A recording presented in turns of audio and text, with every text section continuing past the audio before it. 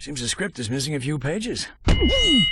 Thanks, Professor. I'll take it from here. This last issue details what Quark was up to after he escaped from Nefarious' secret lair. Why exactly it took Nefarious 2 games for him to continue his campaign after this, I don't know. But that's not the purpose of this vidcomic. Rather, it's to reveal Quark's hidden base on the Thran asteroid, where he's doing absolutely nothing but sitting around in his PJs.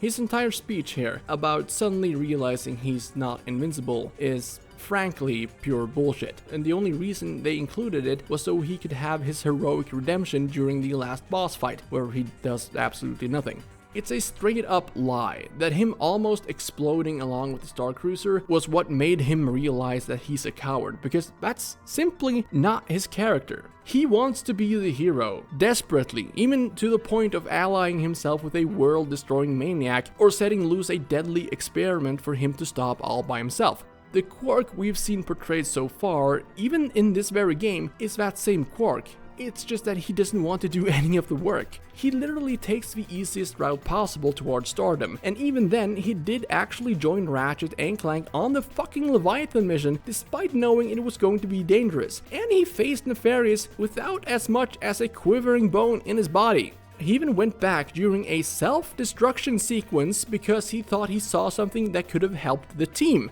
No, I don't buy it. Maybe I'm being presumptuous, but I'm just going to come out and say it. This is bad character writing. The Quark we've seen up to this point would 100% return to the Phoenix and witness his own funeral just to hear the crew praising him before revealing his discovery and the tale of how he survived despite the overwhelming odds. Simply because that's how much of a narcissist he is. This piece of shit portrayal of one of the best characters in the PS2 trilogy, one of the strongest driving forces behind everything that has happened so far, is not acceptable.